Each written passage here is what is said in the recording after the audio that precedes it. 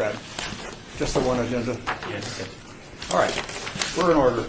Thanks. Are we in compliance with the open meeting law, clerks? Yes, we are. All righty.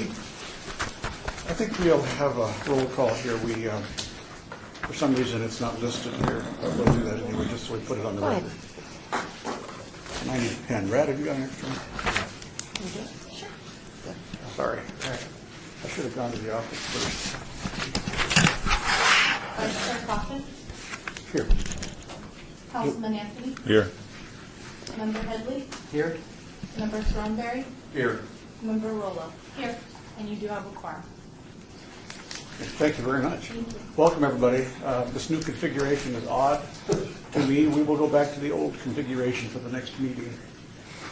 It just doesn't give me the chemistry I like to face a witness when I speak, and also be able to see the audience for visual cues, people giving up the secrets they weren't supposed to give up, that sort of stuff. Well, we have minutes from that last meeting. May I have a motion to approve those minutes? Make a motion to approve it. All right, we got a motion. I don't know whether we need a second. Have we had a second before? No, we don't need to It's say it. not mandatory. All right, then. All in favor of approving the April 24th minutes, signify aye. Aye. Aye. Thank you. All right, Luann, you've done something new for us. Well, before we Sure, go if on we- to me, I was going to say, if we could go to public comment first. Thank Mr. you, Chair. Council. Thank you. It's time for a public comment on, frankly, just on the agenda items at this public comment. Later on, it could be for anything. But right now, does anybody wish to enter or engage in public comment? Seeing nobody, then we'll close public comment. All right, now, on to me. Luann, you're first up. Tell us about this new book you've made up. So we developed a handbook for anybody that sits on the boards and commissions, and I know some of you have been on this board for a while, so you're thinking, wow, I could have used this a little while ago. But we've created it to sort of standardize the information, make sure all boards and commission members, sometimes when you're put on a board, you're not really told what is expected of you or much about the board, so we're trying to make sure we get ahead of that. And you'll see that in here, it's pretty standard. It'll talk about, let's see, it has a welcome letter. It talks about some of the regulatory authorities like the city charter or the open meeting law manual that you want to adhere to as a board. We talk a little bit about meeting protocol. I think you're all pretty familiar with the quorum, parliamentary procedures, conducting the meeting. We give you some general information about meetings and attendance. What do you do if you're going to tenure your resignation, or how do we fill positions? And then in the back, we should list a copy of your bylaws. And so that's something that you can refer to if you ever need to during the meeting. We will have let's see here. We will have a copy of your bylaws in a binder that will sit over here in the corner if you ever need to refer to it. We think we wrote it pretty easy to read and follow, but if you have any questions, feel free to call our office and we'll get those addressed for you. And this is something that we will maintain every year. We'll update if there's any new information you need to know. We'll put it in there. Any questions? No questions. Thank you very much, Luann. You're welcome. Nice and tidy. And of course, everybody needs to welcome Councilman Stavros Anthony Yay. for his maiden meeting as a member of this commission. He's not shy. He would have introduced himself eventually. But you don't know anybody on the accounting staff, or maybe you do. Obviously, you know Rad Snelling and Stavros. But it might be a good idea, Rad, to do a quick introduction of your staff that are here today, because they will become familiar with Mr. Certainly. To my left is Bonnie Bosick. She's the administrative assistant. And then James Burnett and Brian Smith, Nancy Beatty, and Gary Phillips. And I think you probably have seen most of them. Mm-hmm. I've seen them around. Yeah, okay. All right. Thank you, Rad. Yes, sir. Welcome again. I guess this is my first term as chair. And sorry to see my beloved friend Bob Beard go. That is a regretful thing, because Beers knows a lot of stuff. So I threatened him with the first lay appointment that might come up. We put him on the commission. He didn't like that idea, but what can he say? He's not here to defend himself. Anyway, okay, we'll move into the first item in your agenda, Brad. Actually, the officers have to be elected. Let's see. What's the order of Item 6. action on that? Item 6. Ricky? We have chair and vice chair up for appointment. Oh, I'm currently the vice chair, sitting in here temporarily as chair until there is an election. But if anybody else wants to be chair, for God's sakes, nominate yourself.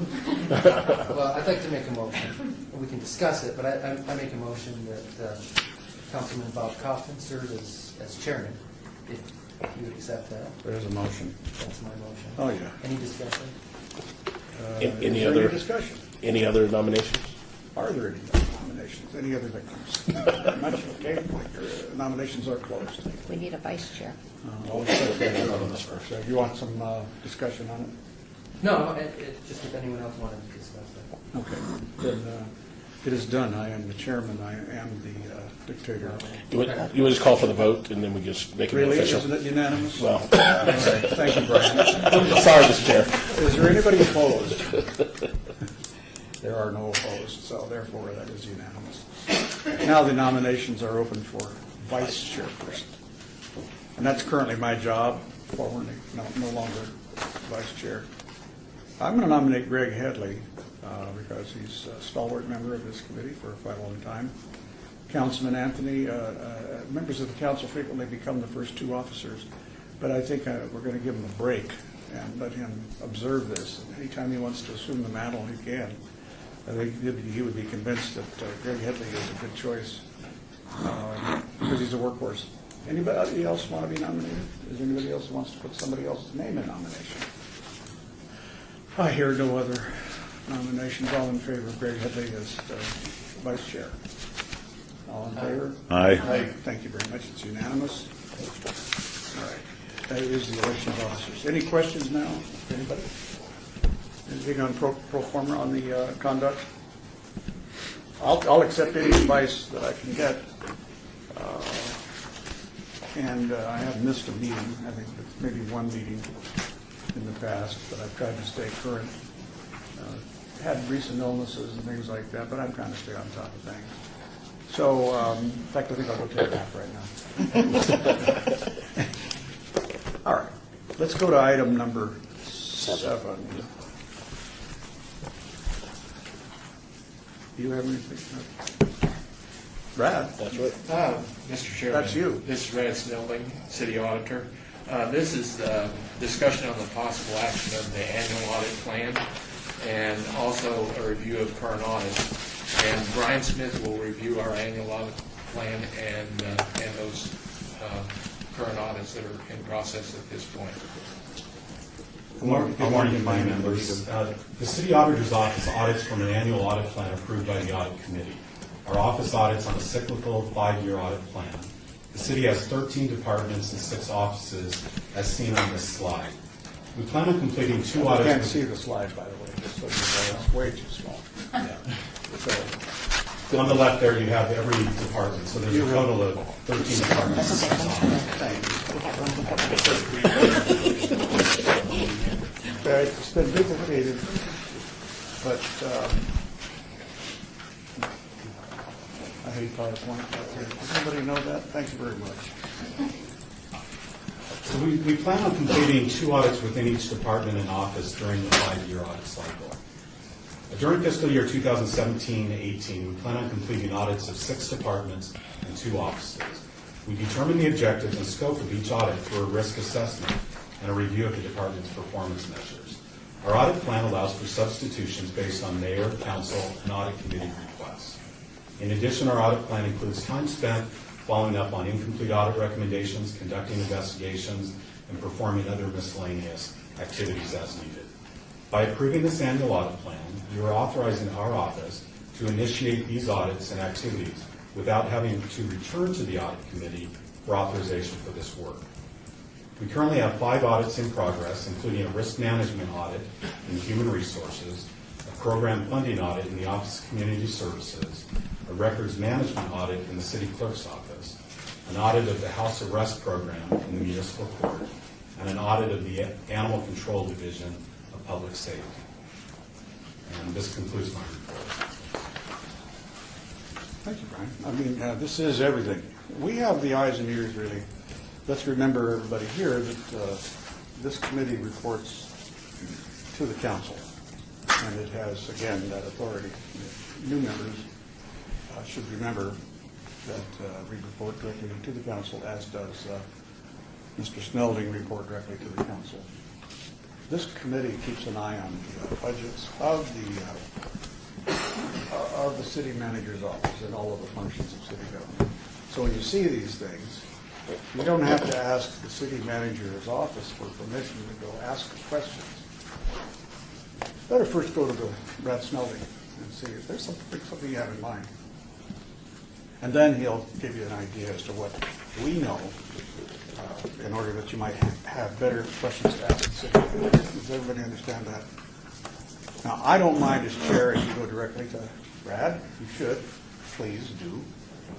And I don't mind if you document, please document any contacts you had with the city employees.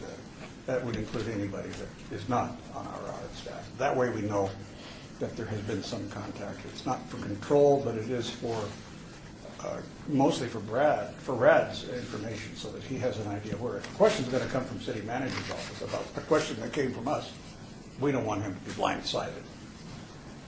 He doesn't work for them, but on the other hand, you know, there's a lot of support that goes to that office from CMO, so we got to make sure. Right? Right? Is that ditto? Yes. Thank you very much. Councilman, if I may, want to understand, Deputy City Manager. City Manager's office does respect the separation of power between the auditor and the city manager. We work fully in cooperation with RAD, and I think that's 100% of our cooperation, and we follow through with recommendations. Thank you, Orlando. I have a question. Yes. So the departments in the previous years, those audits have been completed? Yes, and looking at that table there, you see the date of the last audit that was completed. So the Department of Public Safety, they were audited in 2016? There was a report that was actually issued on 2016. And then the four in 2017, those are going to be audited this year? Those actually are complete, and those are complete also? Those are audits that you'll be briefed on today.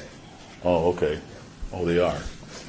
And then what are the two for 2018? You had two for. If you look up at the top right of that slide, you see the 5 audits that are currently in progress. Okay. So we've got the HR risk management, the community services program funding, city clerk's records management, house arrest and municipal court, and animal control. Okay, so the 4 under 2017, those audits have been completed. Right. And we're discussing those today. Today we'll be briefing you on the bottom 3. The bottom 3, okay. Gotcha. All right. Let's see. Yes, the bottom 3. Now, these dates don't necessarily, there are some years where we've issued multiple reports within that year. So this slide is just represents the last time that an audit was completed. Okay. All right, thanks. That makes a note here too, we have a lot of work here, but on the other hand, try to keep our staff on point so they don't run off in too many directions. You know, each member of this commission has a feel for accounting and has a feel for how government ought to operate. And so you'll run into questions. Somebody will prompt a question, or maybe you'll think, well, it doesn't look right. And so you may want to try to do a little investigation on your own. And that could be okay depending on the time consumed by our staff. However, nothing really gets done on its own here. I think it's important to remember that all questions should go to RAD. And this is for control of information flow. It isn't control of answers to you. We want to make sure that all requests go to RAD and the chair, I think, so that we know if 1 hour is going to be spent by one of our staff people. They're on the quarter-hour clock, so we need to know if you have a suspicion something's wrong somewhere. And that's how it usually happens, right? We want to make sure that we know, because it may be of urgency, it may or not be. but we're gonna find out, or you might get a question answered real quick. So that, because that will take, they're on this timetable, they try to stick to it. Although it appears that some audits have been missed, or some cycles have been as long as 10 years, 12 years. I think parking's been a while, right? Brad? We're gonna find out today. We're going to, Redford Snelling City Auditor, it's been a while since, parking is a part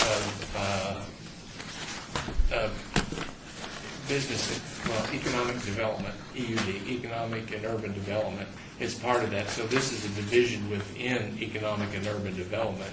We have done an audit in economic and urban development. What's the date on that one, Brian? Do you know? When was on the list, on our list? Let's see, the last, Before which audit are you referring to? Before 2017? EUD. I'm sorry, Mr. Chair. This is Brian Scott, Assistant City Attorney. Can we, for the record, because this is only an audio recording, if we could identify the speakers speaking before they speak? I'll so try that to recognize just them. for the I'm clerk's sorry. Thank you. ability, thank you. Oh, I'm sorry, Glenn, I forgot what you tried to do. It's big. Excuse me. Okay, Rad still has the floor.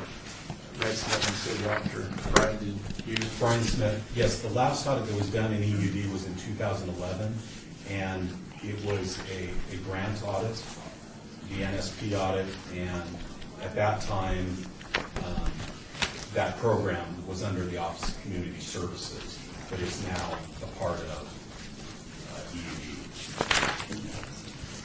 Well, I might just say one thing you notice is that parking is a revenue-producing division. While it might be under something that you consider to be a revenue generator on the long term, in other words, finding businesses to locate here, it in fact has a certain urgency to it because it does handle a lot of money. So we'll find out more about that when we get to that audit. Okay, Rad, take us through the next item. Excuse me, Councilman, just one correction. This audit, it was previously in the Department of Economic and Urban Development, but is now in the Office of Community Services. So, at the I'm time- sorry, you're not responsible for the changes that they made. I know. Sometimes it's hard to keep track. It is sometimes. Thank you, Orlando. Okay, Brad, proceed. Red Snelling City Auditor, I believe this item needs to be approved. Does anybody have any objection to the cycle that is in front of us? Do you like what we're doing? It's pro forma. Anybody have any objection to, for example, anything else? No, this is Member Headley. I think this covers all the departments and the offices in a rotational plan, which I like to see. And as you can tell, it is cycling through as we're going back up to the top. I'm happy with the way things look, and I move that we approve this plan.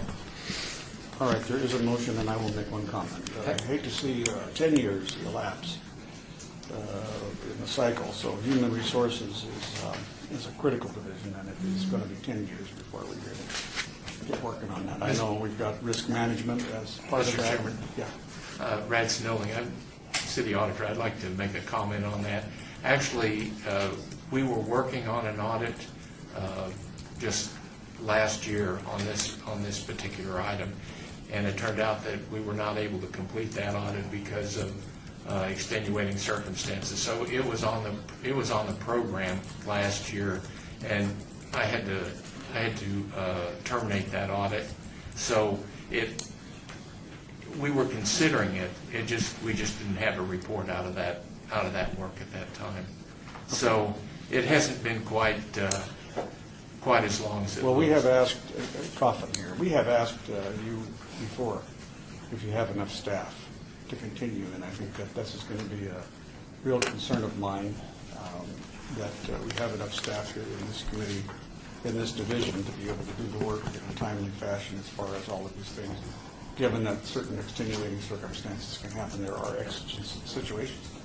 But on the other hand, we've got to maintain a tight cycle of audit. There is no one else watching city government, and it's our job. So we ask for money. You ask the council, remember, members. You're going to ask the council for the money, not the city manager's office. Okay? All right, righty, so then we have the motion to approve the plan. I support that. All in favor? Aye. All right, thank you. Approved unanimously. Okay, the audit of office communications, print shop, Brad. Thank you, Mr. Chairman. This is Brad Snelling, City Auditor. Thank you, Mr. Chairman.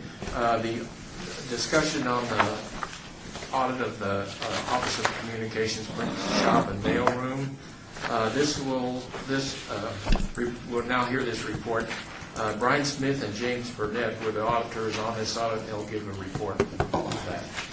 Thank you. I'd like to begin by sharing with you some brief background information on the print shop and mailroom of the city. The city's Office of Communications oversees the city's print shop and mailroom operations. Prior to July 2015, these work units were a part of the Department of Information Technologies. The print shop and mailroom are managed by the Director of Communications, the Public Affairs Manager, and the Print and Graphics Supervisor. This audit was specifically requested by the Office of Communications.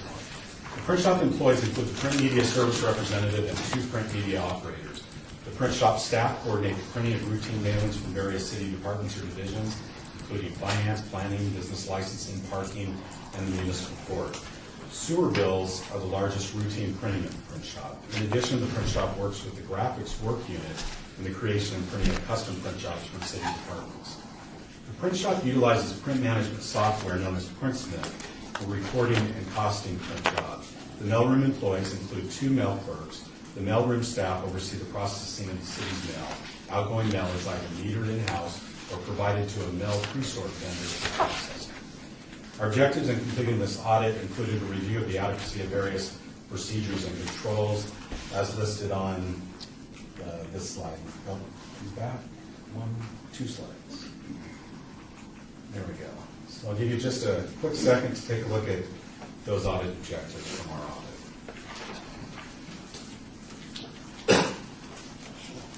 All right, now I'd like to review the findings and recommendations from this audit. Finding number 1, we found that the current process from print job submission from users to production is a very manual process with inefficiencies. The same information has to be recorded multiple times.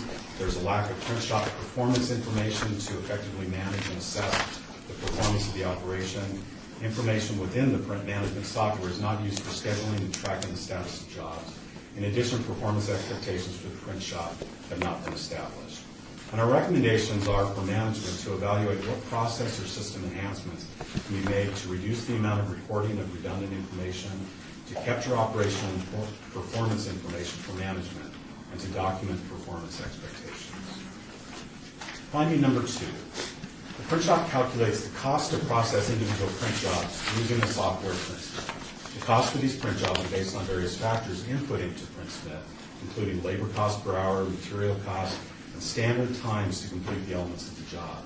We found that there is no documented costing methodology, no process for reviewing or updating the cost factors, no rationale documented for markups, and that the cost factors are not being reviewed or updated as evidenced by old product and vendor information and old prices within the system.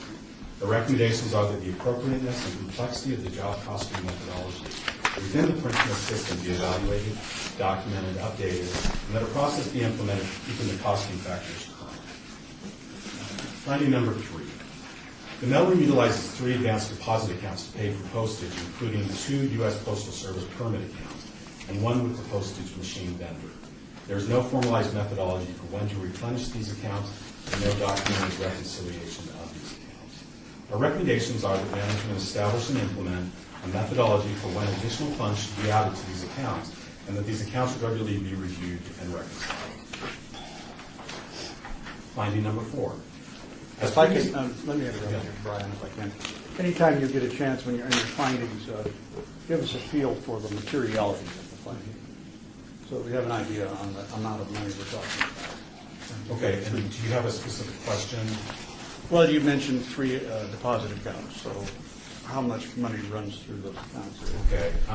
For example, for the period under audit from July 2015 through December 2016, the city incurred just over $1.1 million in postage costs. And approximately $640,000 of that was paid to the third-party processor, the pre-sort vendor, and we metered ourselves approximately $470,000 through the postage meter machine that we have in-house. What's the name of the vendor? It's Las Vegas Pre-Sort. They have an operation out by the airports where they're able to take the mail and deliver it directly to the main post office. How long has it been since that was bid out? Did we look at that? You know, here's one of the challenges with this vendor. They are the big guy in the valley for this service. There are other service providers, but they have to transport the mail, from what I've been told, out of state, and so it's not as timely. Now, I don't believe this has gone out for a bid anytime recently, primarily because of the fact that they are the main vendor in the valley. Okay, I have questions on that, because there are a number of vendors that are used by political campaigns and would handle hundreds of thousands of pieces at a time. So it could be that maybe there's somebody else in the business. You know, they And did- again, maybe their business doesn't match what is being asked for by us. So anyway, I just thought I'd point that little thing at you. Go ahead. And also, this is something that the Office of Communications could address at the end of our presentation. Very good. Does that answer your questions as far as materiality? Were there any other questions you had related to that? No, I think it's a good idea. You did right. Okay. Members of the committee, any other? Okay. And finding number 4, as previously mentioned, the city uses a mail pre-sort vendor, so Las Vegas Pre-Sort, for pre-sorting and metering its bulk mail. The invoices from this vendor showing quantities mailed and postage charged are not being adequately reviewed and reconciled to print shop records. The reconciliation process has not been documented, and our recommendation is that reconciliation procedures be documented and reviewed.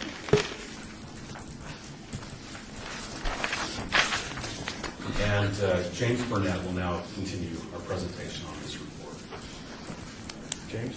Finding number 5, the print shop and mailroom have not documented their policies and procedures, and we have recommended that this be done for both operations, the mailroom and the print shop. Finding number 6, there are no policies and procedures for city employees to follow in utilizing the services of the print shop and mailroom, and we have recommended that citywide policies and procedures on the use of the print shop and mailroom be documented and implemented, and then made accessible to city. Finding number 7, the current process used by the mail clerks for tracking packages and certified and registered mail, and then obtaining signatures from the recipients, is inefficient and prone to human error, as well as the information on this delivery is not easily accessible. We've researched this and we found that barcode scanners and software are available that could improve the efficiency of this process and provide a clear trail of custody of tracked mail and more easily researchable. We have recommended that management evaluate the costs and benefits that could be achieved through purchase and use of services. Finding number 8, our office requested that the city's safety and loss control officer complete a review of the print shop and mailroom work areas. The officer identified several areas of concern relating to the utilization of the work area space and the storage of inventory, and we have recommended that management address the issues raised within the report. Management, slide 16.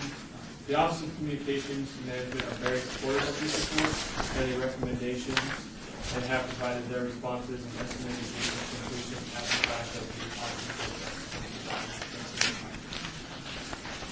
we now would glad to respond to any questions you may have regarding this report. Also present are David Ribbleman, who's the Director of the Office of Communications and Public Affairs. Thanks. Thank you, James. We have, answers are, so therefore, you want to turn to the other document called, in the white pages, unless it's also in the green. I don't think it is it? some of the responses. Yeah, okay, because responses are also over here, starting on page 13 of this one. All right. Let's go over those responses then. Does anybody have any further questions of our people? This is Member Thornberry. So in the management responses coming up, thank you for the audit and identifying that technology and the software, I think, is critical to both the mailroom and the print shop. So I'm looking forward to hearing very detailed discussion of what research is being done into that to make the improvements, because I think it is a software issue on both, as well as hearing some of the findings in the management response time concerning the timing of responses for completion. I do understand that a lot would be heavy on the software, but we can't, hopefully, we're not sitting on July 1st, 2018 to get started in some of those recommendations. For the record, this is David Riddle, I'm the Communications Director for the City of Las Vegas. All of the findings are in some stage of being addressed currently. The only one at this point that is not is number 6, and that is the one that requires a citywide policy regarding the mail and the print shop. That's something that we'll need to work on with other departments, including the Office of Administrative Services. But all the other findings at this point are already in some form of being addressed. And the final one, number 8, is virtually completed thanks to the help of Orlando Sanchez, his team, and Steve Ford, who's also here in the room, to allow us to expand. We were in a pretty tight space down there that was creating some issues for us, but that's been addressed and been able to move into that area next door. So that's helped a lot. Are you satisfied with the answers?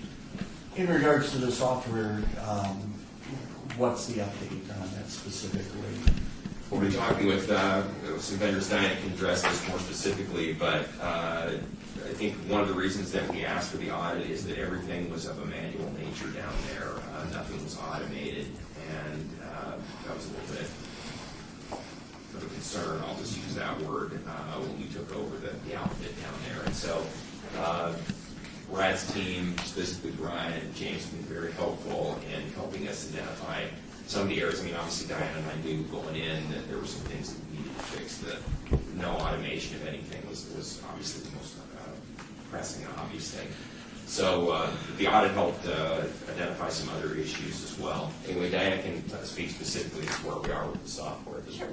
Diana Paul, Public Affairs Manager. Yeah, we're actually working on a product. It's called WebCRD.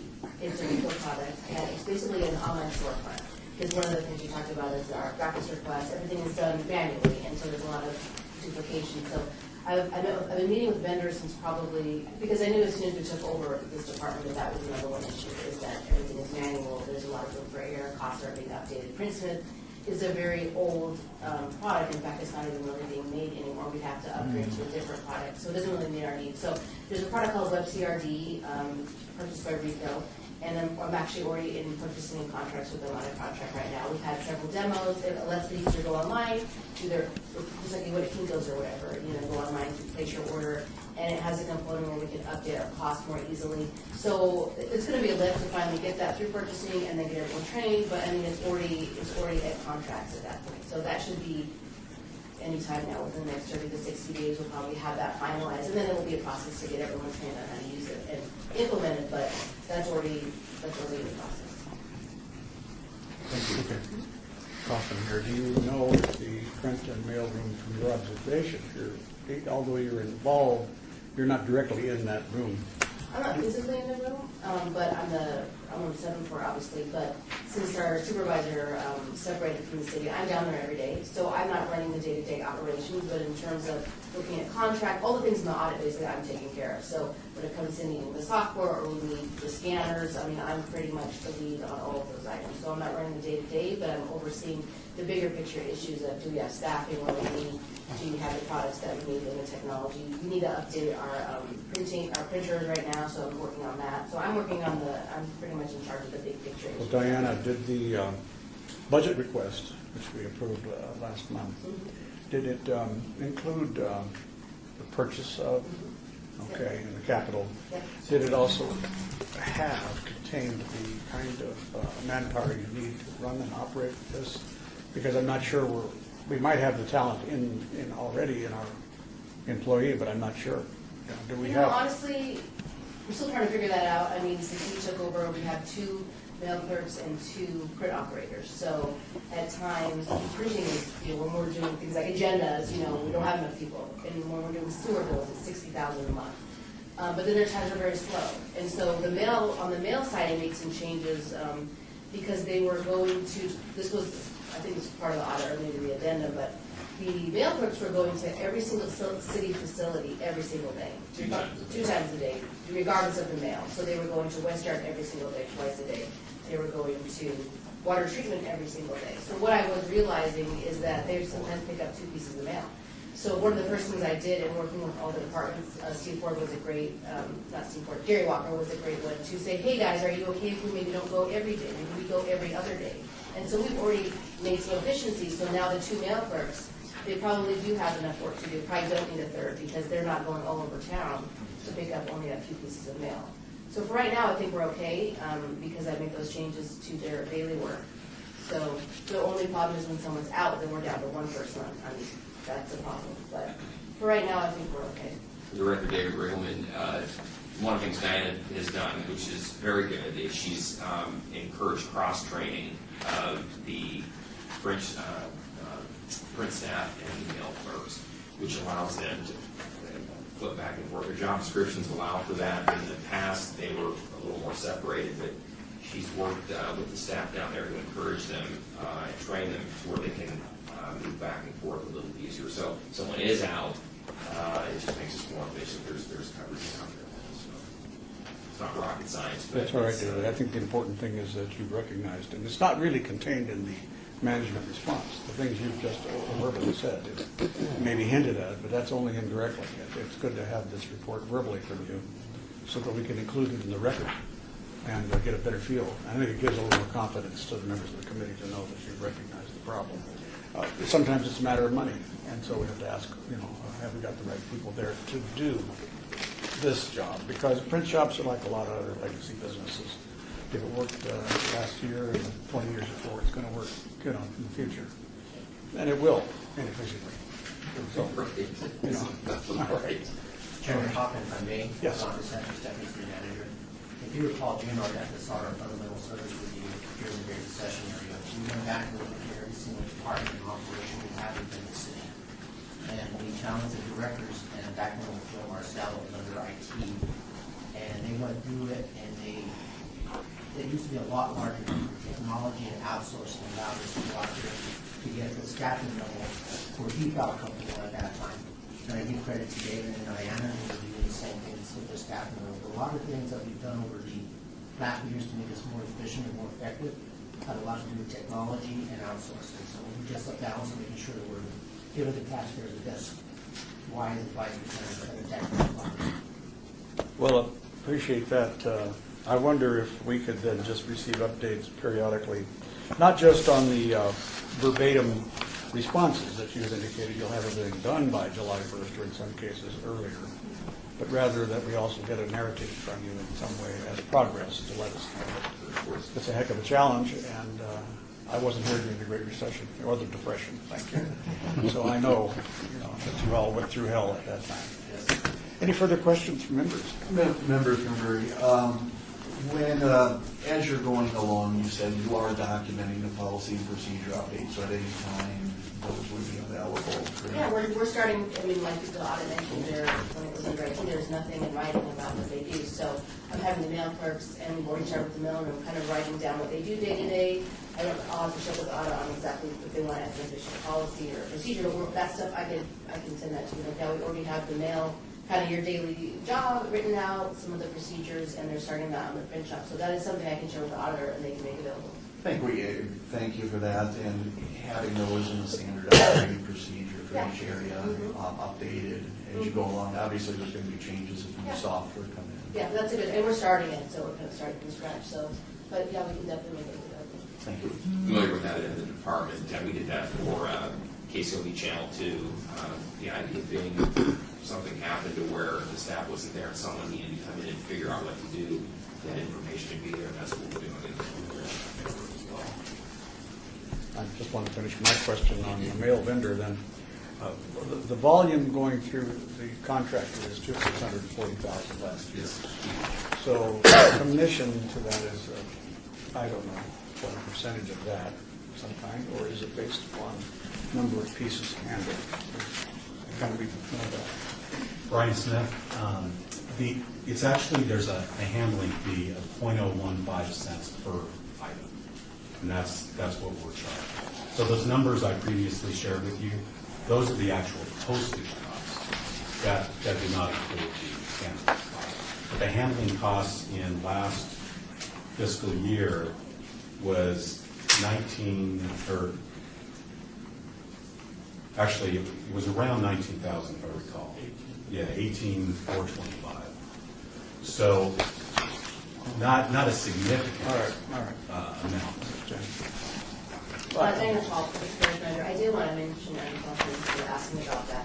I actually have been looking at whether we could take in that work and not send it outside to Las Vegas Police Work. Because what they do for us, they basically take the large, like 60,000 sewer bills, and they'll basically mail it for us. They'll put the postage on, they get a discount because they're doing it in bulk. They take Henderson's mail, they do it for Clark County. But I'm actually looking at whether through software the city can just take that and do it ourselves. And honestly, we're pretty much doing 95% of it right now, except for we don't take it to the post office. We sort it, we put the indicia on it, which means it already has the postage. They basically handle it for us. So I recognized early on, do we need to, it's something that IT had used forever, but I'm looking at whether we can get the same postal discounts and do it ourselves. Might require another staff or a runner that has to go to the post office twice a day, because they pick up our mail, take it to the post office. But it's something I'm looking at, because we might be able to save that money. It's not a huge amount, but if our staff can do it in-house, it might be better. So we've been exploring that as well. I think David Ridley, for the record, as the audit noted, from time to time we had trouble verifying exactly what Presort had done. And so that was an issue that we needed to A, address, and B, made us think that perhaps we need to go a different route as well.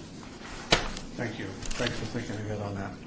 Yeah, there's an art to it, by the way. It isn't just a simple method of picking stuff up and throwing an indicia and postage on and taking it to the post office. There is, as those of us who have learned when we mailed out several 100,000 pieces of mail at once, there's an art to it. There are skilled vendors in town that may like to take a shot at that if it's possible. They don't have to take it to LA to get it done. They do it right here. All right. Anything else on this item? Brad, do you have anything to add? Mr. Chairman, no. Thank you very much. All right, then if we can accept this audit as a motion, be happy to entertain it. Motion to approve. All right, we have a motion to approve. All in favor? Aye. Aye, unanimous. Thank you very much. Motion, it is approved. All right, next on our agenda is Parking Services Division, and I'd like to, Rad, ask you, since these both have to do with parking, in a sense, 9 and 10, parking and the Neonopolis parking money arrangement. If it is convenient to do both at the same time, and of course move separately with different questions, but nevertheless, same people are involved, if I'm not mistaken. Is that true? Red Snellman, City Auditor, yes, that's true, and if you'd like to take them both at the same time, we're prepared to do that. Okay, all right, good. Any questions on that little change? I don't think we need a motion. Mr. Chair, as long as the vote is separate, we should be okay. That we will do. Yes. Thank you very much, Brian. All right, Brad, proceed with item number 8 and 9. I'm sorry, 9 and 10. Brad Snellman, City Auditor. Nancy Beatty was the lead auditor on these projects, and she'll give a report. Good morning, members of the committee. The objective of our audit of parking services is to discuss the adequacy of the collection, deposit, and reporting of revenue, and the management controls over these processes. Parking Services operates as an enterprise fund and directly oversees on-street parking meters in various parking lots and garages. As shown in this slide, Parking Services uses various computer applications to monitor their operations. Three of these systems are used for receiving cash, checks, debit, and credit card payments. Ames is used for the receiving of parking citations and penalties. Harris is used for receiving monthly contract parking fees, and Atlas is used for miscellaneous receipts. The following findings were found during our audit. Parking Services contracted with a collection agency to assist with the collection of outstanding citations and penalties. The collection agency summarizes the collections, calculates the collection fees, and pays Parking Services for their portion of the amount collected. Finding 1 found that the collection agency calculated their collection fees based upon total citations and penalties instead of adjustment fees. Parking Services represented that they researched this finding and found that the programming update in July 2014 modified the transmission, and this had been corrected in January 2017. Parking Services also assembled a listing of the affected accounts and received a check for $7,799.72 in May of 2017. Additional accounts are being reviewed and addressed. The city contracted with a private entity to provide security and operational support for the Neonopolis underground parking facility. Contractor staff collect and deposit revenue from the cashier stations and pay-and-put machines. In addition, credit and debit card payments from the cashier stations, pay-and-put machines, and garage gates are deposited directly to the city's bank account. In finding 2, we found that the only documentation finance receipts from the contractor is a summary of the daily amounts deposited. In addition, in testing daily deposit documentation, we found that only summarized reports are retained. An attempt was made to retrieve the transaction by transaction report. However, the system only retains these reports for a limited amount of time. Based upon the documentation forwarded to the city, it is not possible to confirm the appropriateness of the amounts deposited. The contract requires funds to be deposited twice weekly. In testing 37 cash deposits, we found that 30 cash deposits were deposited 5 or more days after receipt, and 47 deposited 7 or more days after receipt. In accordance with the contract provisions, the contractor is required to submit weekly and monthly reports. These reports are not being submitted to Parking Services. Name the contractor, excuse me, Chairman Coffin. Would you name that contractor? It's, Is it the Neonopolis Management? yes, it's Fremont State Experience Corporation. Thank you. Customers reserve parking meters for special events, film crews, and construction activities. Under certain circumstances, they are not required to pay for these reservations. They are required to pay for these reservations. The fees are calculated by using historical usage from the applicable parking meters. The fees assessed are called hood fees. As shown in the above slide, finding number 3 shows our exceptions when we attempted to recalculate the invoice hood fees. Finding 4 shows the result of a review of the pay-on-foot machines located at 500 South Main Street parking garage. Various compartments on the pay-on-foot machines hold cash and coins. Access to each compartment is separately keyed. All of the keys are stored in an unlocked desk drawer in the admin office. We found several generic access to accounts which are not in compliance with the city's access control procedures. The cash flow logs show the transaction-by-transaction activity of the pay-on-foot machines. These logs are the only way to confirm that each time funds are retrieved from the machine, the funds are deposited. The logs can only be retrieved for 60 days, and not all logs were retained for review. A portion of 500 South Main Street parking garage is leased to a restaurant. Finding 5 show the inaccuracies we found in the accounting treatment of the accounts.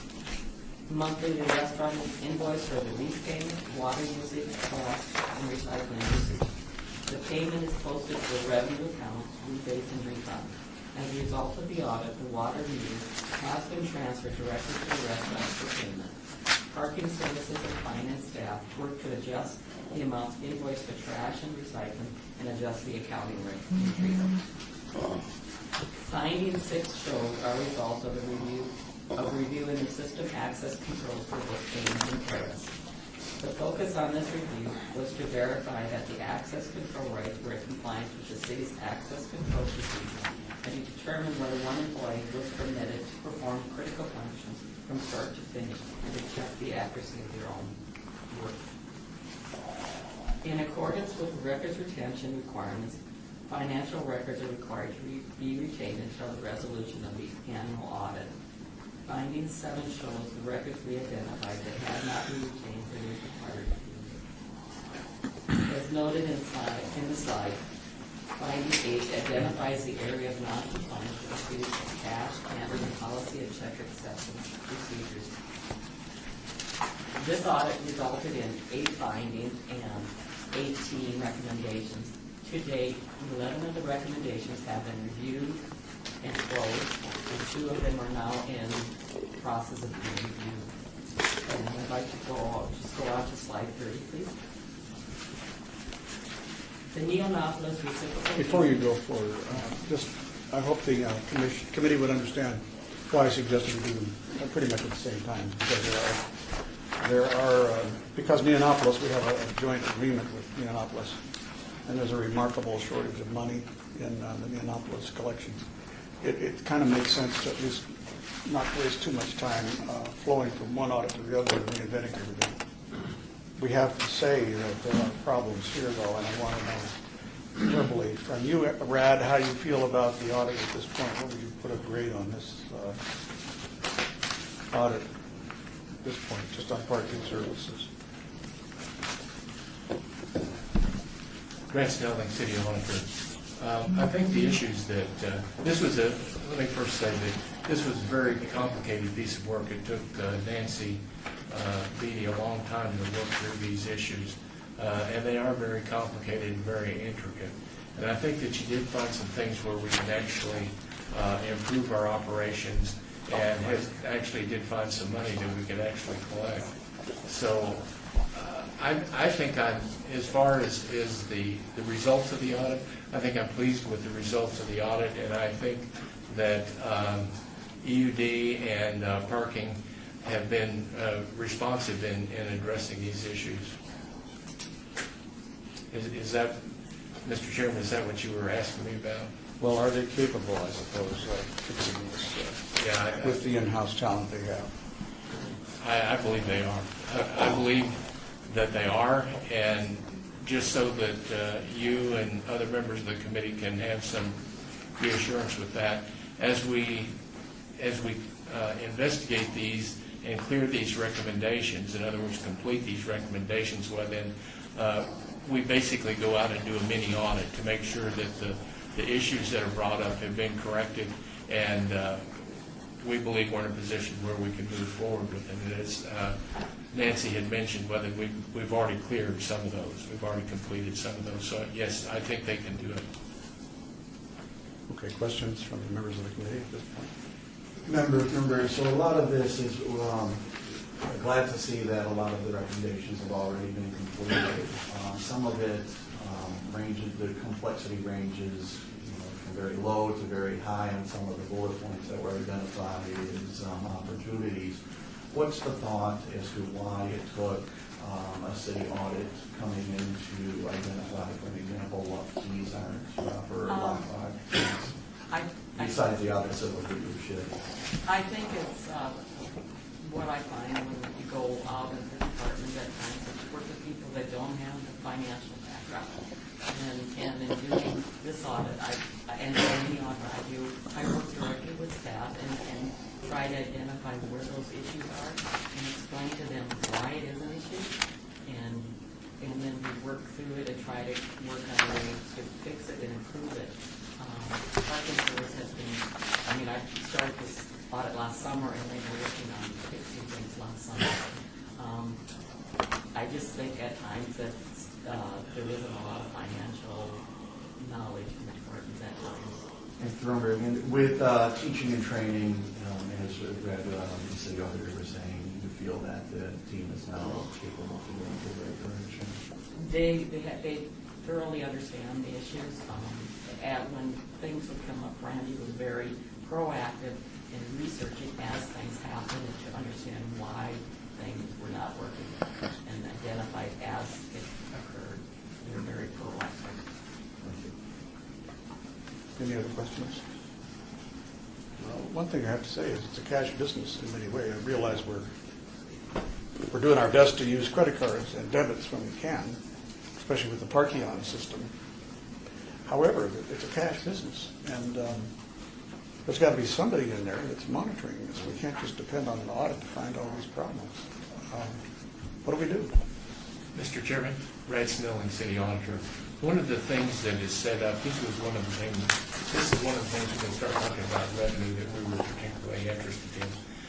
The internal workings of the collection system actually does have lots of safeguards within it, where, for example, people collecting money really don't touch the money. They dump it out of the meter into a collection box, and then they can't get into the collection box.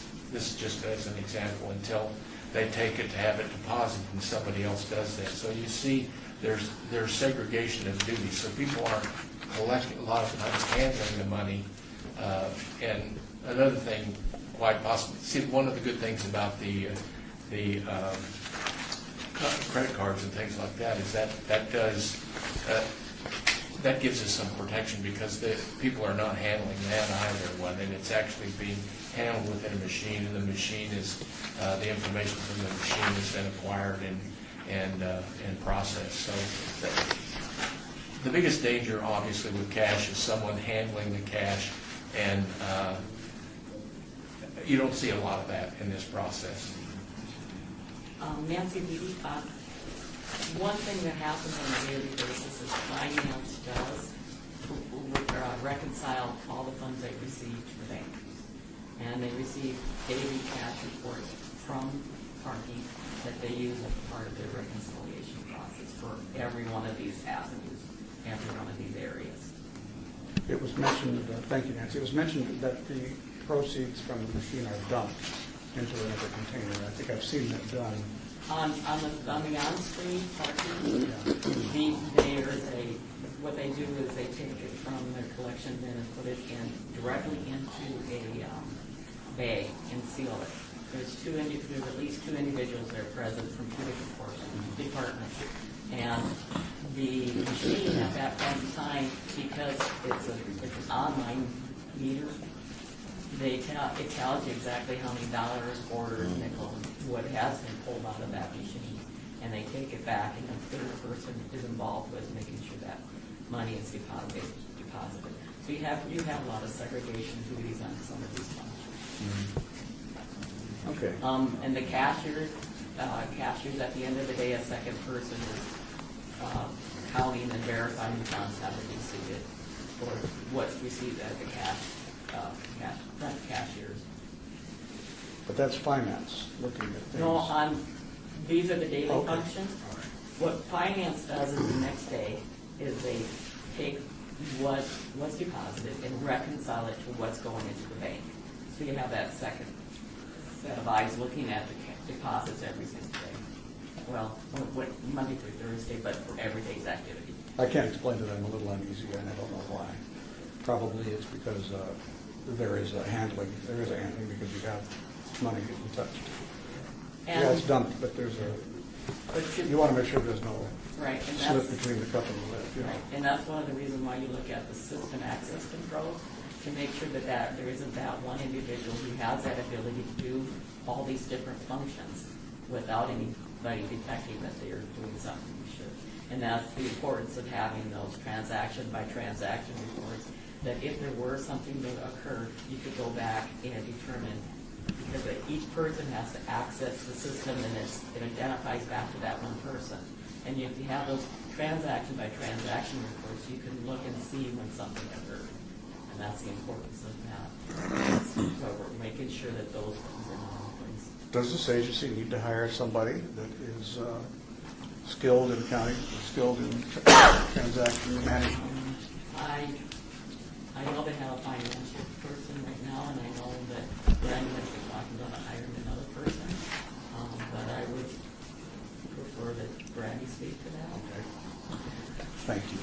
ask Brandy in a minute. Okay. Brad, any further comments at this point on this portion of it?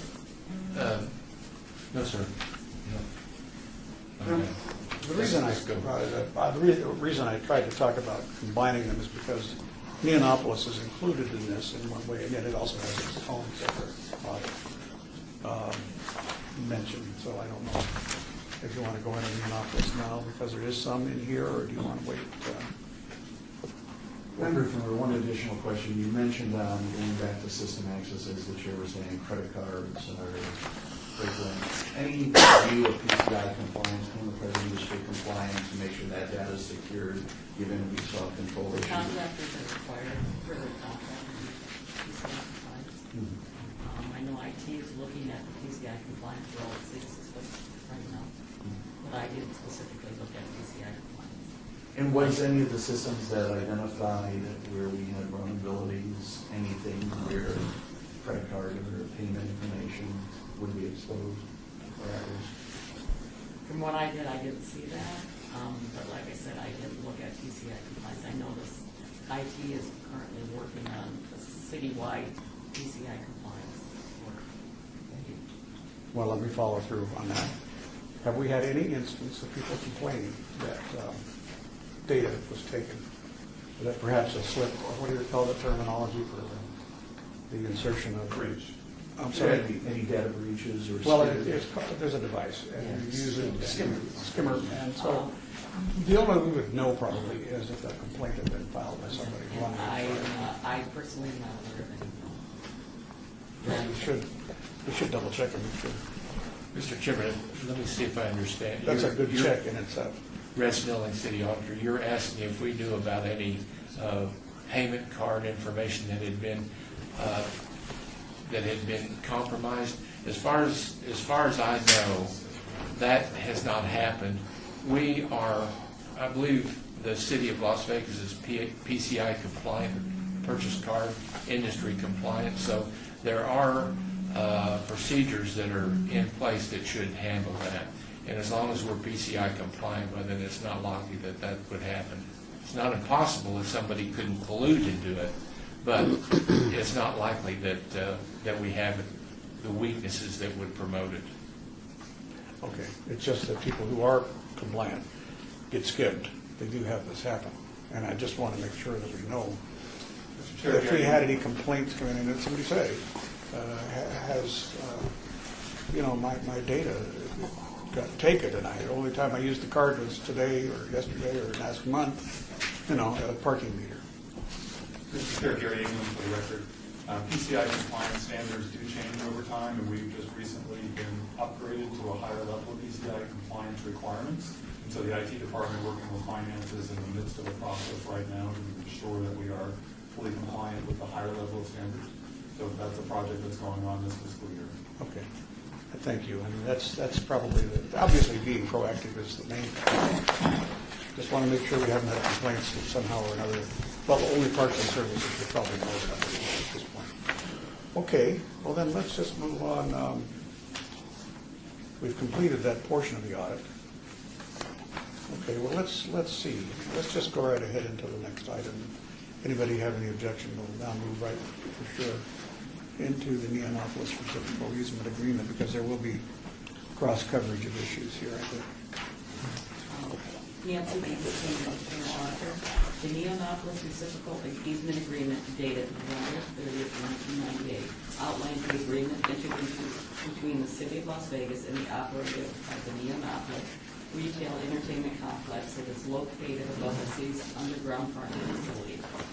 In completing the audit of Parking Services Division revenue, collection, deposit, and reporting, we identified issues outside the scope of the audit that we wish to share with you.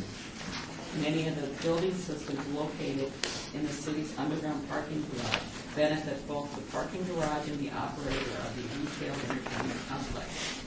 The First Amendment to the reciprocal easement agreement dated June 9, 2006 outlines the distribution of these shared costs for the operation, maintenance, and repair of the building system. We identified that the operator of the retail entertainment complex has not reimbursed the city for their portion of the shared costs since August 5, 2008. In addition, no shared cost reimbursement requests have been calculated or submitted to the operator since August 31, 2012. A review of the promissory note found that the operator of the retail entertainment complex is required to submit annually an audited statement certified by a public accountant. The last financial statement received was for 2011. Audited financial statements have never been submitted. This concludes my presentation. I'd like to thank Parking Services for their assistance throughout the process. Their assistance is greatly appreciated. I'd be happy to answer any questions you have at this time, and DUB staff will also do that. Thank you very much, Nancy. Okay, so what you heard today is what happens frequently in audits, is that this was not something that was being sought in the beginning of an audit, but discovered because audit procedures are set up so that you can sometimes accidentally catch things you didn't know going in if there was a shortage here. But this is a major issue. And Councilman Anthony did not get this memo dated June 29th because he wasn't on the committee. So it's new to him, but it's an embarrassment to me, but I'd like to find out if there's anything that you folks have uncovered or discovered that might explain why suddenly Neonopolis decided not to pay. Explain the payment structure, Rad, how it came to be based on the dual ownership of property over there. Rex Building, City Auditor. If I could possibly ask the department to come up, they might have some more insight that they could add to that. But as Nancy stated, in fact, in the memo, you can actually see the methodology and the rationale that they used to come up with that split and that sharing of the individual costs. So, based on that, why then we prepare a bill, and then we submit that to the contractor, and then they reimburse us for our part of it. And as Nancy pointed out, the timeline on when that bill has not been completed and when the last time that we received a payment from the contractor. But I think that the department has been working on trying to address this issue. So, well, what I'm trying to get at, Brad, is that we have two pieces of property here in essence. The city, as I understand it, owns the ground or owns the parking garage. Yes. Neonopolis, a private venture, owns the building above. For simplicity's sake, we have joint agreements on revenues for the parking garage. And so there's where, and I don't even know how that all happened. That happened a long time ago. And why it ended up that we owned the garage and not the building and vice versa.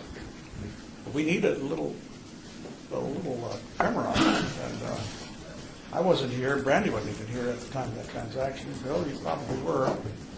When the building was built, and when this division of authority and responsibility for money was made. Councilman Coffin, Ragsdale and City Auditor. Actually, the person who actually worked on the resolution of the difficulties we had in this contract is actually here with us right now. It's Jerry Walker actually did that work, and he's here available. And I think he could possibly give us the primer that you might be interested in having. All right, well, history is important in order for us to understand this in context. So let's make sure we have the history down. Thank you. Jerry, please approach. Thanks, Bill and Brandy, for taking second place for just a second. Jerry Walker, Director of Operations and Maintenance. I will give you the 5-minute version. Are you at fault? Is that No, I got it at fault. You can listen to your time, if you have to. In 2000, I was promoted to Assistant City Engineer. At that point in time, my role was to be assigned cleaning up at Neonopolis, Audit City Center parking garages. Neonopolis had a disposition development agreement. When I took over, we had $7.5 million claims against us. The garage was dead in the water. It was unoccupiable. It was alleged to be structural in the sand. There was no significant amount of business. So we worked through all of those issues, settled our claims for about $1.5 million. Got the garage certificate of completion completed, put the garage in, the retail went in, the original developer was Prudential Insurance. The reciprocal easement agreement was an attachment to the disposition and development agreement. I wrote addendums 4, 5, 6, and 7 to the TPA. And so certainly I worked with the city attorney, but all of the technical, operational detail I wrote. When Prudential went to sell, and they sold to Rarula, the current owner, I started trying to bring forth an amendment to the reciprocal easement agreement. The original reciprocal easement agreement provided for us no compensation whatsoever for the shared systems. At the same time, the reason I mentioned the city center garage and another joint building, private The building. red garage across the street. I'm sorry, no, this is the one at 3rd and Lewis across from the Regional Justice Center. And so there we have a private building owner and the city owns the garage. We have shared systems there, and there the reciprocal easement agreement provides for an allocation of cost. And so when Prudential went to sell to Rarula, I went through city attorney, city manager's office, pointed out that Prudential never finalized the DDA. And so they never signed off, they never provided a certificate of completion, differently building and safety certificate of completion, something which had to be signed by DUD and the redevelopment agency. And so at the very last moment, we rolled Prudential's feet to the fire. We drafted up the 7th Amendment to the DDA. We did this in conjunction with Deputy City Attorney Tom Green. What we put into the 7th Amendment of the DDA was identification of the cost associated with promissory note, and then we put in the allocation of shared cost. And allocation of shared cost was something I compiled overnight. It was not some expensive study. It was something I put together under the last minute because our position as Prudential is that we would not allow them to sell to Rarula unless they executed the 7th Amendment to the DDA. And so we executed the 7th Amendment to the DDA a few days, a week before Rarula bought the property from Prudential. What year was that? I believe it was 2005, 2006. I was the redevelopment agency director working with Jerry at the time. Okay, thank you. So this was- That was Scott Adams, for the record. This was a very clever and aggressive tactic by us. We set out the parameters for the promissory note. We opened a door to attach to the promissory note. We put in a mechanism to recover $30,000 to $50,000 a year in cost. So it was a fairly clever maneuver, but it was not anything conceived of or agreed upon in the first agreement. It was something that we reconciled into the basis of approval for the sale. And so we implemented at that time. We did actually collect one additional payment in that contract. I reconciled accounts. We owed some money. I made them back pay for some of the shared costs, and I believe we got a check for some minor amount in conjunction with the 7th Amendment of the DPA. When the new buyer bought the property, now all of a sudden he assumed this updated reciprocal easement agreement, and so we own the parcel. They own air rights above the parcel, so they have a right to be in the airspace above the parcel. That's how the agreement is set up. And so they were very unhappy to find out they had reciprocal easement agreement payments. And we held parking tokens for the first 2 years to get payments. And the 3rd year, they were threatening to shut down the garage. Can I stop you for a second? Jerry, you mentioned the name of the owner, but it spills by my ears very fast. How do you spell that? We're Rula, W-I-R-R-U-L-A. F-A-E-C, it's a holding company of some sort. Principals' names behind the rule? The operating manager, I don't think he's a principal. The manager is Rohit Joshi. I believe he's still there and has been there from that time. Okay, I'm familiar with that name. And so we had a very contentious relationship for the first few years. And again, we managed to force payment the first couple of years. But then we entered into talks about the garage shutting down and this and that. So that's where the payments fell off at that point. And, excuse me, but tell us in the calendar when the payments fell off, to your knowledge. In other words, the fiscal year ending, period ending July July 30th, 09, which was for a period earlier than that, ending April 30, 09. There was a requested amount from us to them, and it was not paid. My recollection is, yes, we paid, but one invoice in that was not paid. There was some follow-up from the city attorney that the promissory note was not attachable. And so at that point in time, they were having trouble with collection. The promissory note, the original promissory note, was The not original attached. promissory So we had note. no, because why? Because it was informally done at the way it last was second. reported was the position at the time, this thing was difficult to attach due to the way it was reported against the parcel. Oh, I see. So we had parties agreeing to something, and the successor party theoretically agreeing, obligating to the original agreements. Successor party did not agree to that, he assumed it when he bought the parcel. Because it wasn't recorded, I'm guessing. Well, the promissory note was recorded, it's a matter of how it was recorded, is my recollection. I've got an email on that. But there's a question on the promissory note. Okay. But at that point in time, and kudos to EUD for downtown revival, at that point in time, there might have been 15 cars in the Indianapolis sitting there, because downtown had not started the revival yet. Well, I was parking there to see the movie. I mean, so I had some revenue here. Right. But as you, I'm sure recall, there was nobody on the bottom floor. Not 10, that's 10, 20 cars. All right, now they're probably ripe for an opening question or two from the rest of the committee before Jerry leaves the hot seat. So open to anyone, including Jerry, member Thornberry. So in regards to looking at the amount owed, obviously they have knowledge of this, and my understanding is through the audit, they were informed, or there's awareness of this amount that they owe, correct? Would I be correct in saying that? When this became aware, collection services went back and collected and calculated the fees that were owed, the additional fees that were owed, and sent out a certified mail to them on March 20th, 2017, requesting reimbursement for the years that hadn't been included. And in addition to also receiving bills from the city, which were ignored. And so my question, parts in addition to that, is any response back as to why the owners or why it felt that the citizens of Las Vegas should assume that payment? Jerry Walker, let me just add one comment, which they did get thrown out there. Although I put these numbers together on a very quick basis, I did it in a fair and reasonable manner.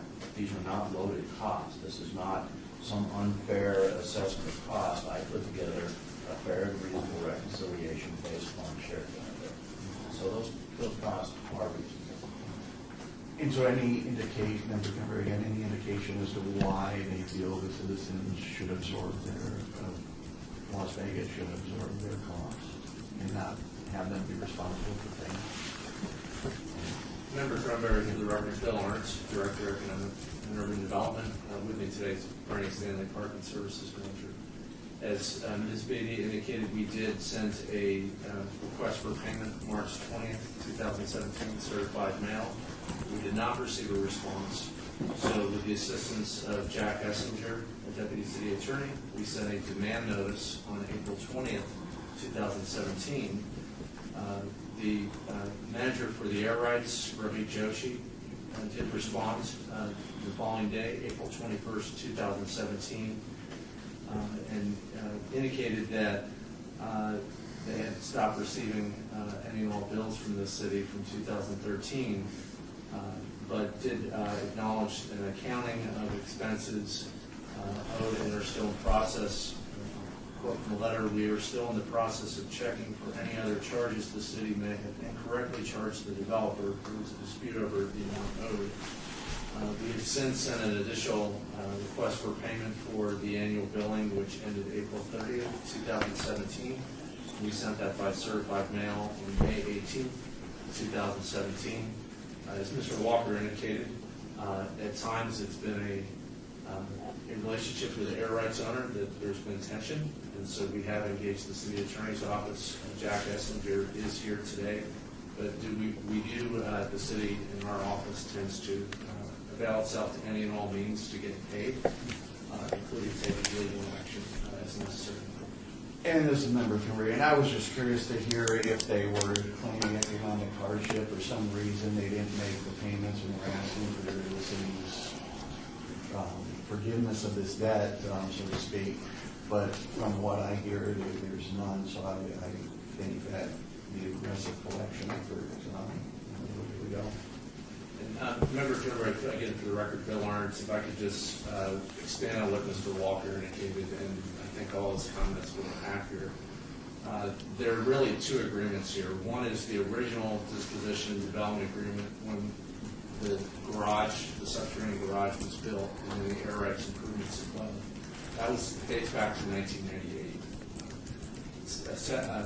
In addition to that, there's a reciprocal easement agreement, which is the agreement that governs not only the construction of the garage, but the operation and maintenance of the garage. So we are trying to collect payment under the reciprocal easement agreement. There is still a note, and it is secured by a deed of trust in the approximate amount of $18 million.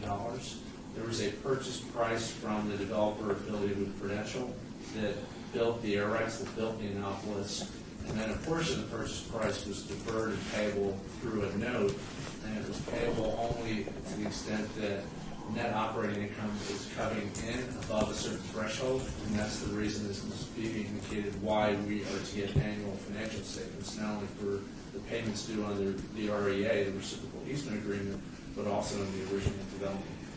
Member Kimberly, any indication from them or response back why we didn't provide those financial statements? They used the word incorrectly in Joshi's response.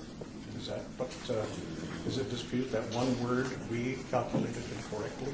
Because they were to, Member Kimberly, my understanding was they were to provide their statements, so their statements, we would assume they're providing, were just correct, but they haven't provided those either. Member Thornberry, Bill Arntz, to answer your question, we have not gotten a clear answer why they stopped providing financial statements. They were responding. There was a response to the back. If I could, the promissory note. Walker. Jerry Walker. The promissory note is for purchase price payable for the city. We define that value as 17 and some change in the 7th Amendment. The promissory note provided for us to get a percentage of revenues based on the Neomopolis operating garage. Their base purchase price was $90 million. We get a piece of that, and then everything's deletable, or every expense is allocable to that net income. There's also an allocation to capital cost, and then the developer gets a preferred rate of return of 12.8% on the $90 million. In other words, they've got to make $12 million a year net before we do anything off the promissory note in accordance with the original agreement. Ooh, okay, so we're not getting anything for the air rights. The promissory note is not collectible on the basis that the facility did not make revenue, and it certainly did not make it in a manner necessary to meet the threshold. The threshold was very, very high. The problem was in the original agreement with the threshold whereby we get payments for the promissory note. Of course, council executed this. It's On also trust point out everything.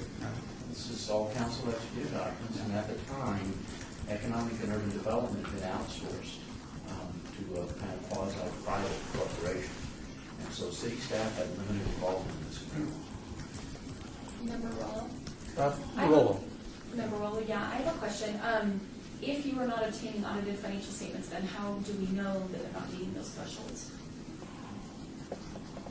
Well, you can, in order to meet those thresholds, I went back and reworked the numbers. They have to be 100% occupied, and floor rates have to go up 400% over what they were back in 2001. Okay, so until they're fully occupied, certainly we need those statements. By all means, we should be given statements. That was part of the agreement. We should get statements, and we should have a look at them. But on the basis of how the promissory note was set up, it was a very, very difficult target to achieve any kind of revenue back. Jerry, thank you. Is that an answer sufficient to you?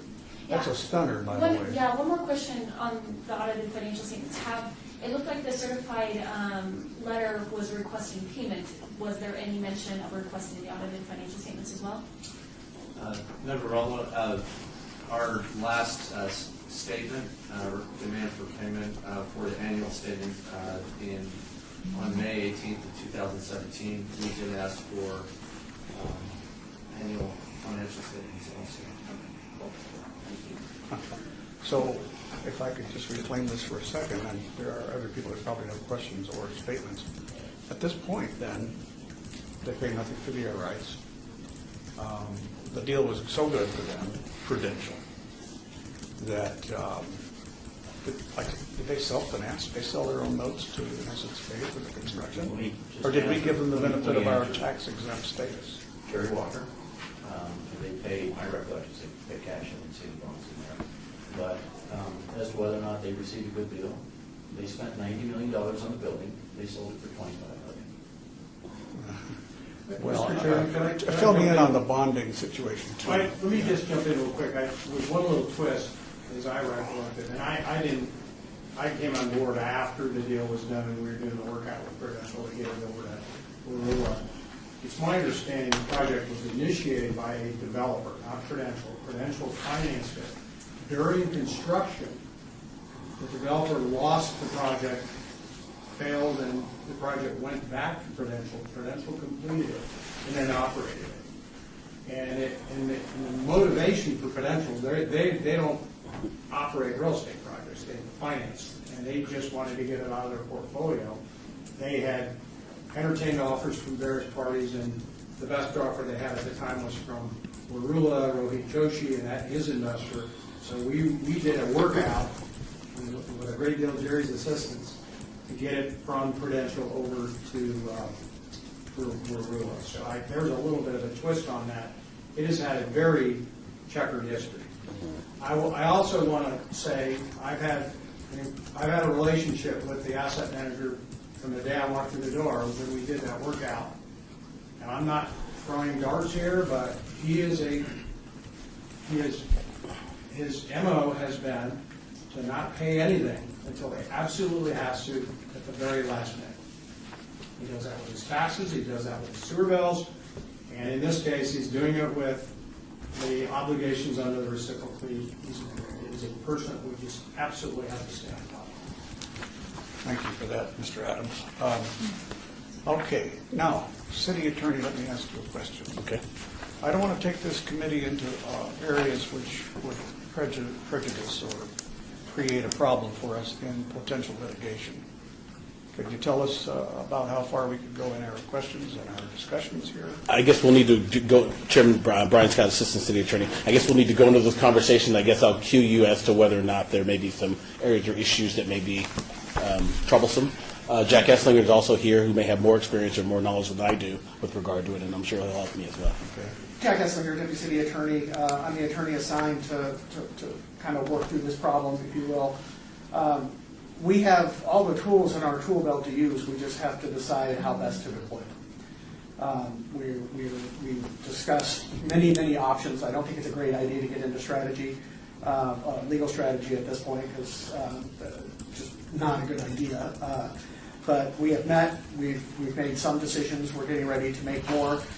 One of the first things I will be doing is making a formal request for all of those audited financial statements that we're entitled to, going back, obviously to the past, so we can verify that they haven't achieved that 12% threshold.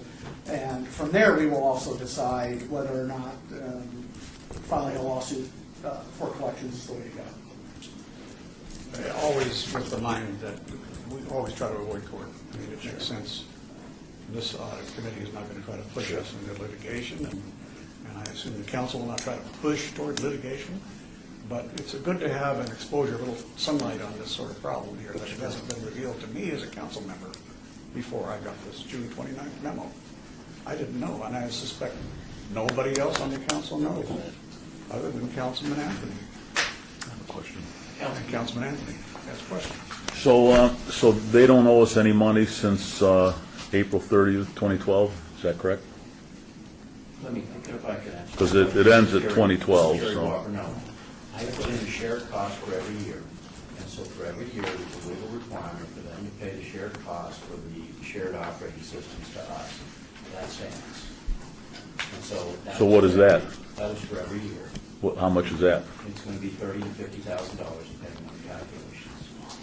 So, It looks like the last payment, member Rolo, the last payment on that schedule was for the period ending April 30th, 2008. Yeah. Is that correct? Of Nancy. $30,000. It's been 8 years. Yes, Nancy, yes, that was the last payment we received, was in 2008. okay, so how much do they owe us total? Jerry Walker, 9 years, 40,000 a year.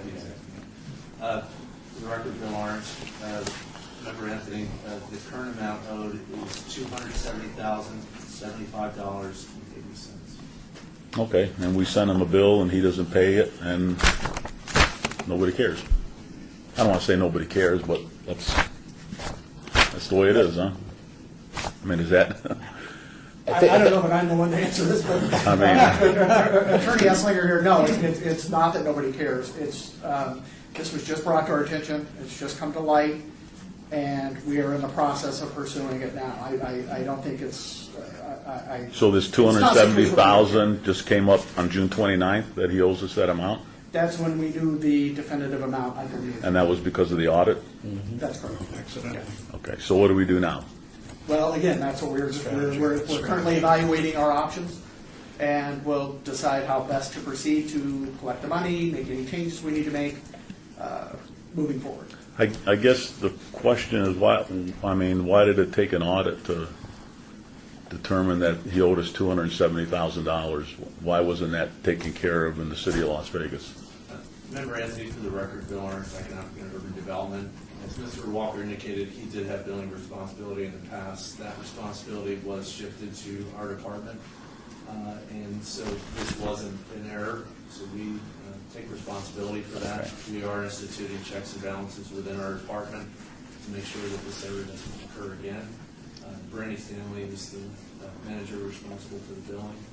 If you have any other questions. So there was a transfer and somebody just missed it. Okay, is that what happened? There was an employee that worked for Mr. Walker that transferred over to parking services, so that was part of the transition. But the error was an error for our department. Okay, all right. Okay, so now all right, well, good job on the audit to find that out. I mean, stuff like that happens. I mean, I guess now, I mean, if we send bills out to people and they're correct bills, they got to be paid. So, I mean, I think this is Brian Scott, Assistant City Attorney. I think at this point they're disputing some of those charges, so I think that's where the controversy lies. Okay, I mean, you can't have bills sitting around since 2009. I mean, that's 8 years of bills sitting around. I mean, if I did that, I would be in big trouble. You might lose your pension.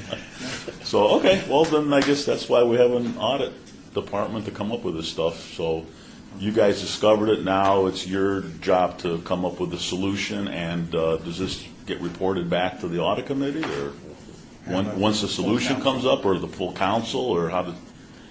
I think that's it for this committee, if I'm not mistaken. Well, if I may step in here, I think the whole council needs to be brought up to date. This is a committee functioning under the council, and I think the whole council needs to be kept abreast of it. Okay. It may or may not be public so much as just giving us updates as to what's going on, because the word incorrectly was used in their response, their first response that we've heard, which indicated he didn't go any further than incorrectly. He didn't say this year is wrong because of this and that and that. And not only that, they have not submitted financial statements for how long approximately? Do we know? How long has it been? Maybe the last one we've received was 2011, but it's never been audited by now. So none of the, going back to 07 then, none of the statements have actually been submitted by a certified firm, and we have not audited them. So they really owe us 10 years worth of financial statements. And they're very late on certain things. And they probably have representation here in the room, and they'd be crazy not to. Joshi is pretty public about what he does. He's always seeking recognition for something. It's too bad he has to seek recognition now accidentally for not paying his bills. But I guess, Scott, you said that he doesn't have a fear of that, or they, his backers, don't have a fear of that. Mr. Chairman, if I could make a comment here too as well. I want the audit committee to be assured that we are taking this very seriously. I personally, as your new city manager, take it very seriously. I have been working with Bill, and it's something we've reinstituted in this department, and that is a very strong contract compliance function. PUD, as the administrator of the redevelopment agency, has some of the most complicated agreements in city government. Now, with that being said, this agreement is by far the most complicated agreement I've ever seen in my career. It wasn't done by city staff, it was done by the CCDC at Center City Development Corporation at a time when we were outsourcing redevelopment agency services. It preceded all of us, most of us in the room here, and it was a very complicated agreement. I know I've personally read it, it takes you several reads just to figure it out. So there's no excuse for that. We're going to continue with an aggressive contract compliance function, making sure that these complicated agreements are continuously monitored for any outstanding obligations on our part to be sure that we're proactively doing what we need to on these kinds of contracts. I'm confident that you will do that, Absolutely. Mr. Adams. Now then, one other thing. Jerry, you did say something, and you've been trying to... I'd like to add one last thing, Yeah. and for everybody's remembrance. Neil Knopfler's parking garage went into pre-leasing in October 2001. And so with 9/11, 2001, Neil Knopfler's got off to a very, very bad start. It's been a very difficult project to manage. The DDA was very convoluted. The REA amendment powder is very simple. I don't think there's any legal room for Mr. Joshi there. But I would like to give kudos to Randy and EUD with the revitalization of downtown. I think they've done an outstanding job trying to take care of the parking issues downtown. And it's been a heavy load. And this was a small item. I think they've done a great job. It's not a small item every year, but I think they've done a great job on that. Jerry, you gave us, the committee, a ballpark or some sort of an assessment on the amount of rent that would have to be collected by the owner of the air rights, it's temporarily in the owner. That it indicates that they would have to be 100% rented, and the rents would have to be 4 times the current rent. Am I reading that right, what you said? That this is for them to break even and then begin to pay? They get a preferred rate of return before they pay us anything. They get 12.8% on that $90 million base, which is about $12, $13 million. A pre-recession number. Yeah. Yes, and so that's a very high amount. I ran the numbers once based on square footage, and they need to be fully occupied. This was back in 2000 when we were first looking at the accounting statements, and so given the square footage and the rates at the time, they need to be fully occupied, and rates need to be quadruple what they were back in 2000. And the rates were high, which means we'll probably never reach those rates in my lifetime, which I hope is a real long one. That was my editorial comment. I would like to know, and I hope the committee would also agree with me, that we need to, I remember reading about this in the newspaper, that is all. I was just in another legislative body, and I just couldn't follow it. But I'd like to know the identity of the people, as much as possible, of the people who purchased this from the PRU, and also I'd like to know more about the people who we used to outsource, to use as somebody's word, the contracting arrangement. I'd like to know who they are again, and I'm also curious if there are any conflicts of interest between the people who executed it on our behalf and those who they dealt with, meaning the owner of the building. And maybe not necessarily this owner, but the preceding owner. I want to know as much as possible. This goes into an area of audit called, it's not called, I don't want to use any other words, just say that it goes into another expanded word for audit. And but I think it's incumbent upon us to start searching right now, because we just can't even send the bill, as Councilman Anthony thinks, and then take them to court if they don't pay. They'll contest that. So therefore, it's going to be in the city attorney's hands too. So I don't want to delay it any further by blathering more here, but I think we have got to take this very seriously. This is an embarrassment. But it was executed by the council. The council, with its eyes open, agreed to this. How many years ago? 15 years ago. So, I mean, it happens. I've signed an awful lot of documents I think I didn't understand, and as complex as the ones EUD comes up with. I have to trust a lot of it, and that's what happened. They trusted something that I'm not sure we all, even staff, understood at the time. But it's, to me, potentially embarrassing. Let me make one more balancing statement. At the same time, you in office was developed, CCDC, which was the quasi-private outsourcing of the UD, also developed the city center collection. That project has been an outstanding success from day one. And it is. Anyway, I think we need in writing a history, as has been given to us verbally, but I think we need it to be thoughtfully produced for us so that we can all refresh. Every member of the council is new compared to those days. Although I'd like to try to blame Councilwoman Tarkine. Mr. Chairman, Stavros came on. Assistant City Attorney Brian Scott, we'll ask the City Manager's Office to put it on an early briefing so we can brief the council on this Yes, as soon as well. as possible. And will that be agreeable? Orlando and Scott, you guys have. Yeah, my only caveat, Scott happens again, is, and I was just whispering to Orlando, that the CCDC was independent of the city. It's a pretty old group. It may be very difficult to recreate the records of who was staffing it and all that stuff.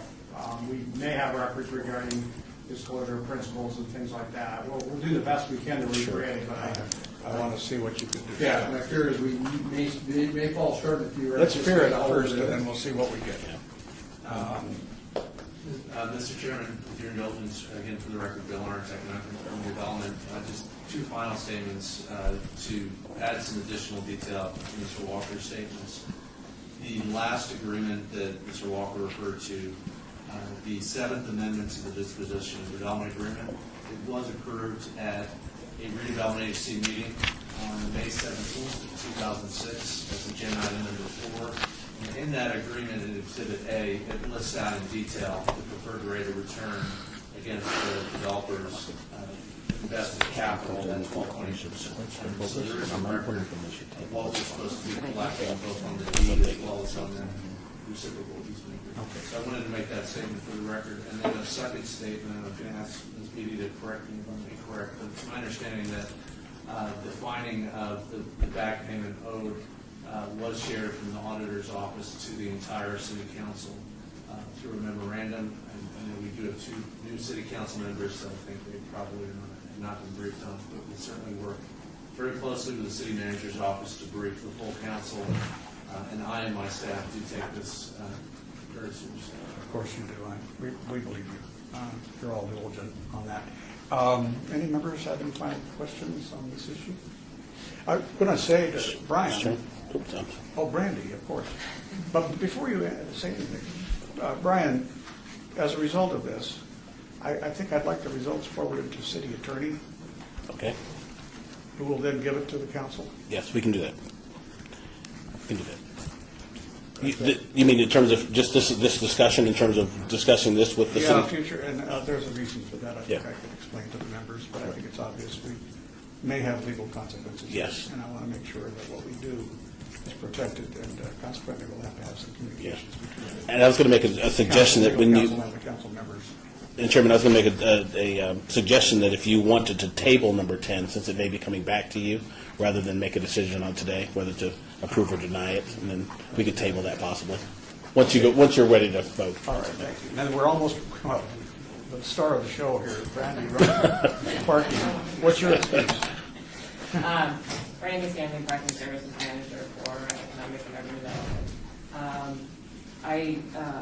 I just wanted to let everyone know that I feel like we let you guys down by ceasing to send the invoices after 2012. We've done our best to go back and recalculate. What we're also doing is we're also putting all of the terms of the contract into a reminder system that has oversight by the director and the deputy director. That stuff wasn't done, so when the staff person left, everything sort of went away because it was only really being tracked by a single individual. And also, the other thing that we're doing is we're going to put the balance due into the city's Oracle financial system because it had never, ever been put into any type of financial tracking system. It was just a letter that went out every year, and it was left up to manual collections. So between those two things, I wanted to make sure that you all knew that this was not going to happen again. And we're also doing with all of our other contracts, which we have been dealing with, so that this type of thing doesn't happen again. Okay. Brandy, do you want to address anything in the previous audit, number 9, as well? If there's anything there you care to elaborate on? We've already pretty much had your answers have been expressed through the audit staff.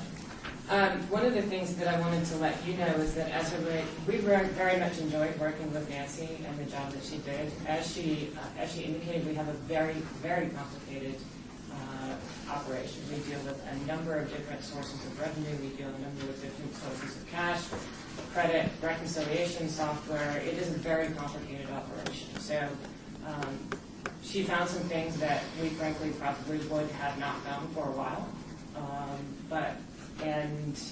Out of the 18 findings, we've already cleared 11.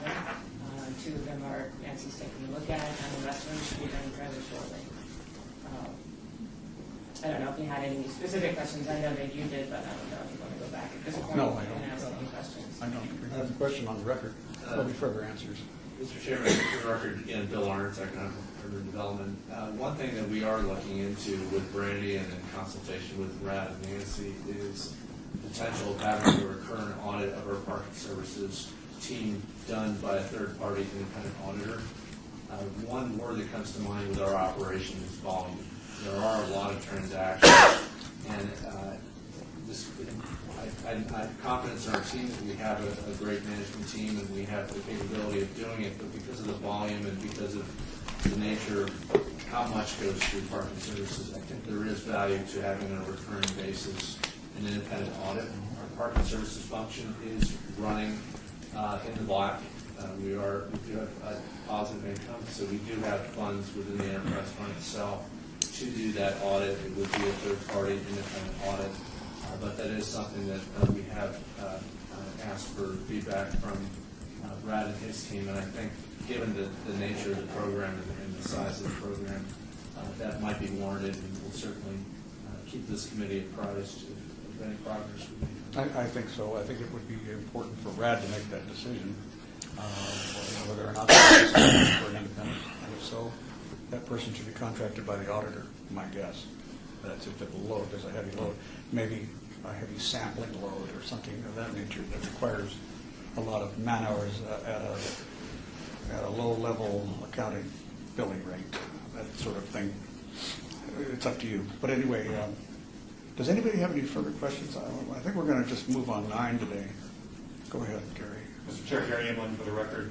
Being relatively new to the city and serving as the chief financial officer, when I first briefed on this audit and saw the size of the money that we were talking about with this operation, the first thing I asked about the staff was there determined to have been any money that was determined to be missing? And the answer that I got was no, that the finding did not indicate that there was any money missing. So certainly there are things to tighten up, policies and procedures and controls, and we'll make sure that we do the best job possible in making sure that all those things are tightened up as soon as possible. Thank you, Gary. And there was no indication in the audit that there was a suspicion of it. However, the only biggest problem was found out through the course of the audit, as they say, outside the scope. And so that can happen. Okay. Any other questions of the members before we entertain a motion on number 9? President Hoffman, Brandy Stanley, Parking Services Manager. Once again, you did have one question about had there been any indications or complaints of data breach for PCI? There has not to my knowledge. All of the vendors that we use are PCI level 1 or level 2 certified, and they're the ones that are primarily responsible for all the over 1 million credit card transactions we process every year. Are they required to inform us immediately when there is Yes. a violation, since we That's removed the part of skimmer? PCI compliance, yes. Yeah. Okay. All right. And so we have not heard of anything. I'm not aware. In this case, it's kind of like the best action is to react in a sense. Okay. Thank you very much, Brandy. Any other questions of Brandy? Members? Okay, then I will now entertain a motion for approval of item number 9 on our agenda. That is the audit of the Parking Services Division. Thornberry, motion to approve. We have a motion to approve. All in favor, say aye. Aye. And the chair votes aye. Thank you. And on item number 10, let's obey this until a time to be announced. Mr. Chair, we would table the item. Table would be the Yes. word in here. Thank you. Anybody move to table for us, please? Member Headley, I move to table item number 10. We have a motion to table item 10. All in favor? Aye. Chair votes aye. Thank you. That's unanimous. Okay. 11, Durango Hills, our final item.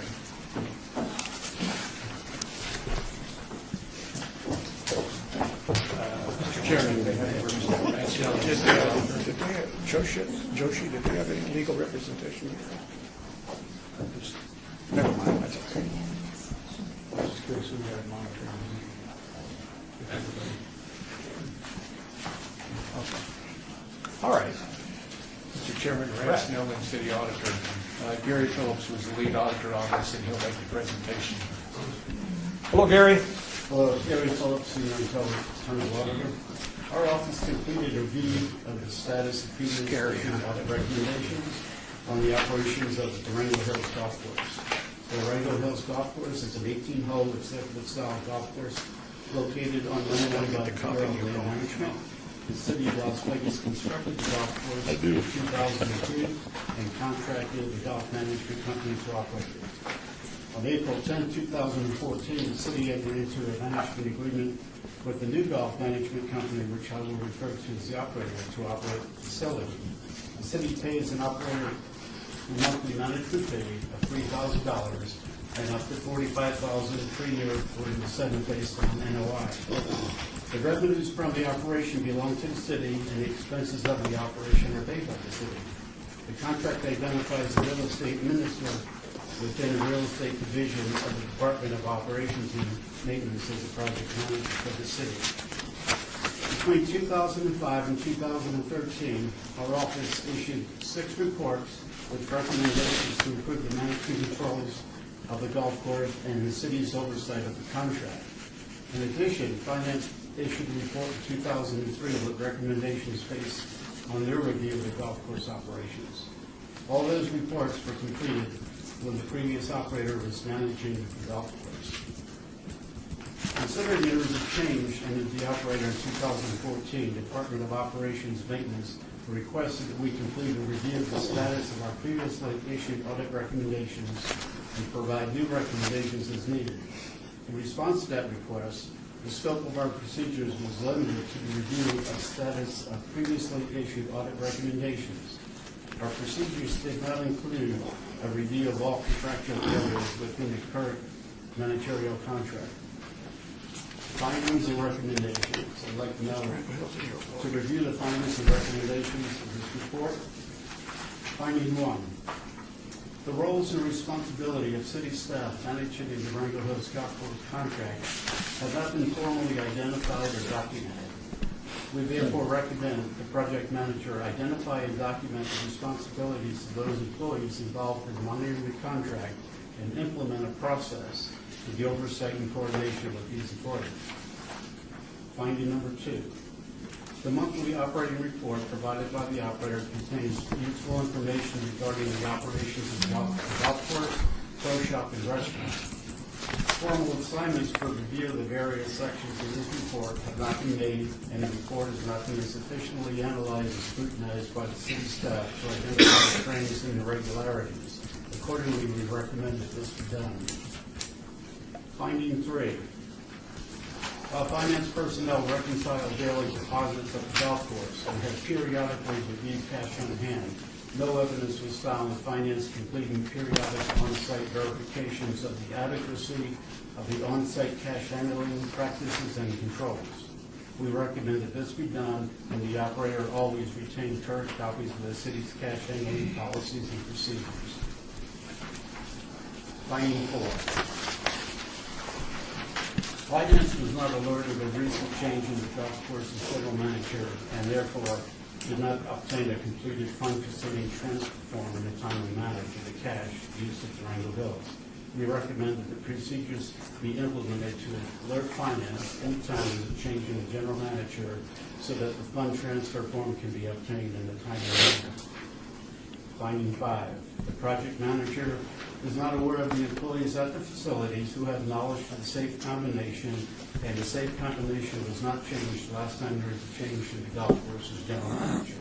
We recommend that the project manager always have a current list of employees with access to safe, and that the general manager be required to notify the project manager immediately when an employee with access to safe leaves employment.